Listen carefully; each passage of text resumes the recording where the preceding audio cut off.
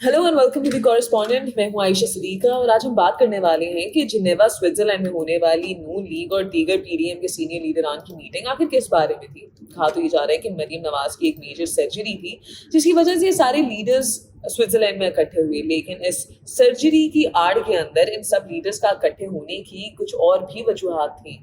उन वजूहात में से एक तो ये था कि फ्यूचर के लिए, अगले इलेक्शंस के लिए एक राहदारी बनाना, एक डिसीजन लेना कि किस तरह से पाकिस्तान के अंदर जो इस वक्त हालात चल रहे हैं, जिसके बाद होपफुली नून लीग को कोई वोट नहीं देने वाला है या फिर उनके लिए घेरा तंग हो जाएगा। इस वक्त मुल्क के हालात, जिस तरह के इकोनॉमिकल हालात, पॉलिटिकल तो चलो ख़राब नहीं है, लेकिन उसके साथ ही साथ इकोनॉमिक हालात जिसकी वजह से हर ज़रूरत अशिया की कीमत जो है वो आसमान से बातें कर रही है और कहा जा रहा है कि अगले 1-2 महीने के अंदर ये कीमतें इससे भी ज़्यादा बढ़ जाएंगी। तो सबसे पाकिस्तान को थोड़ा बचाने के लिए और थोड़े पाकिस्तान के मुल्क की हालात बेहतर करने के लिए ये मीटिंग की गई। अब उस मीटिंग के अंदर इकट्ठे होने का मकसद ये था कि किसी तरह से आलमी ताकतों को इकट्ठा किया जाए, आलमी ताकतों को इस बात के ऊपर मनाया जाए कि वो इमरान खान को किसी तरीके से रास्ते से हटाएं और पीडीएम को सपोर्ट करें, पीडीएम को सपोर्ट दी जाए अगले इलेक्शन के लिए किसी तरीके से। अब इस सब मीटिंग्स और सब के दौरान नून लीग की तरफ से जो बयानात आ रहे थे उसके अंदर उनका कहना ये था कि वो लोग इकट्ठे हुए हैं ताकि वो मीटिंग कर सकें कि जो सैलाब से पाकिस्तान ने नुकसानात उठाए हैं उसके लिए कुछ डोनेशंस या कुछ इन्वेस्टमेंट्स और इस तरह की चीज़ें इकट्ठी कर सकें। उसके साथ ही साथ उनका प्लान था कि सीनियर लीडर्स की मीटिंग एक हो जाए ताकि एक फ्यूचर के अंदर किस तरह से पाकिस्तान को लेके चलना है वो ये लोग डिसाइड कर सकें। लेकिन शीरी मज़ारी का इसके अंदर ये कहना था कि अब जिस तरह से पाकिस्तान के अंदर टेररिस्ट अटैक बढ़ चुके हैं और मुल्क की हालात सिक्योरिटी के भी काफ़ी ख़तरनाक हो चुके हैं और उसके बीच में ये बातें की जा रही थी कि हो सकता है कि पाकिस्तान अफगानिस्तान के अंदर हमला करे और कोशिश करे तालिबान के वहाँ पे जो अड्डे हैं उनको अटैक करने की। जो तहरीक तालिबान पाकिस्तान है जिसने ये टारगेट्स, ये अटैक्स क्लेम किए हैं, उनको ख़त्म करने के लिए पाकिस्तान को सीरियस कदम उठाने होंगे, सीरियस कदम उठाने हैं। शीरी मज़ारी का कहना था कि अमेरिका को अड्डे देने का भी फैसला किया जा रहा है, जिस फैसले के खिलाफ था पाकिस्तान बड़े अरसे से, जब अफगानिस्तान के अंदर अमेरिका अपनी जंग लड़ रहा था और वॉर ऑन टेरर का जिसको नाम दिया गया था डिफरेंट पाकिस्तान के अंदर भी, तब भी पाकिस्तान की एयर स्पेस को ड्रोन अटैक के लिए यूज़ किया जाता था। और जब भी इस तरह से पाकिस्तान किसी तरीके से अगर अमेरिका की किसी भी जंग के अंदर कोई भी रोल प्ले करता है, किसी भी तरह अमेरिका को सपोर्ट करता है, तो वो इंटर्न मुल्क के अंदर डॉलर्स लेके आते हैं। तो ये मुल्क के अंदर डॉलर्स लाने का एक आसान तरीका है और उस वक्त जब पीडीएम की हुकूमत को फेडरल में कोई और रास्ता नजर नहीं आ रहा कि किस तरह से पाकिस्तान को, मुल्क को इन सख्त हालात से निकाला जाए, तो वो फिर से अमेरिका को अड्डे देने का फैसला कर दिया। और ऑब्वियसली वो अमेरिका को अड्डे देंगे, उसके बदले में हमें डॉलर्स दिए जाएंगे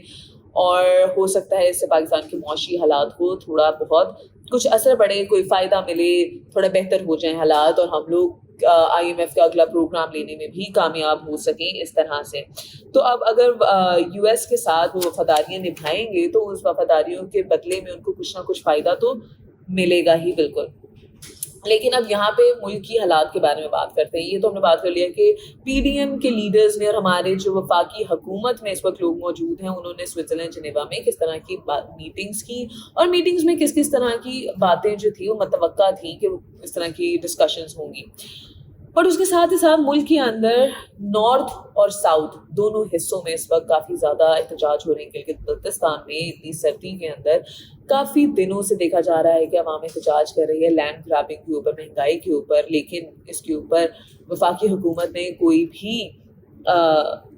एक्शन नहीं लिया है अभी तक, कोई भी उनको सपोर्ट नहीं मुहैया की गई है हुकूमत की तरफ से। और दिन ब दिन देखने को आ रहे हैं कि वहाँ से डिफरेंट वीडियोज़ आ रही हैं। इसी के साथ साथ गवादर में भी काफ़ी दिनों से एहतजाज जारी है, वो लोग अपने राइट्स मांग रहे हैं, उनके वहाँ पे भी लैंड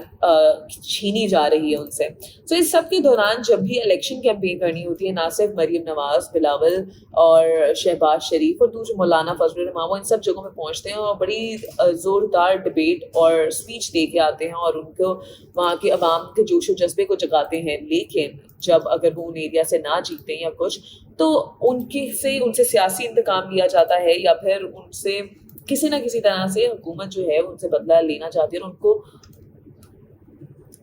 एक فورسڈ سچویشن میں رکھنا چاہتی ہوں. تو ابھی بھی دیکھا یہ جا رہا ہے کہ اس ساری سچویشن کے اندر, کیونکہ بلتستان میں ابھی الیکشن ہوئے تھے,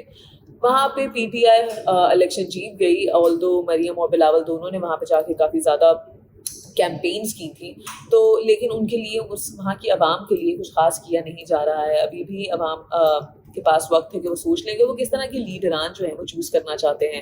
پی ڈی ایم اس وقت پورے زور و شور سے ہے کہ انٹرنیشنل سپورٹ گین کر سکے اپنے لیے اگلے الیکشن کے لیے اور پھر سے حکومت بنا سکے. لیکن کیا اس طرح کے حاکم ملک کے اوپر ہونے چاہیے جو کہ صرف ان ایریاز پہ فوکس کریں یا پھر ان لوگوں کی مدد کریں جنہوں نے ان کو ووٹ دیا اور جہاں سے اگر وہ نہیں جیتتے تو کیا ان کو اگنور کر دینا چاہیے؟ اگر آپ حکومت میں ہیں تو آپ کا فرض یہ بنتا ہے کہ ملک کا ایک ایک فرد آپ کی ذمہ داری ہے اور ان کی بات آپ کو سننا ہے. تو اب دیکھنا یہ ہے کہ کیا یہ احتجاج جو ہے جنہوں نے, اور یہ سارے پاکستانی ہیں, پاکستانی عوام ہے جنہوں نے ملک کے لیے کافی قربانیاں دی ہیں اور دیتے جا رہے ہیں, تو دیکھنا یہ ہے کہ کیا ان کو ایز ایکول سٹیزنس ٹریٹ کیا جائے گا کہ نہیں.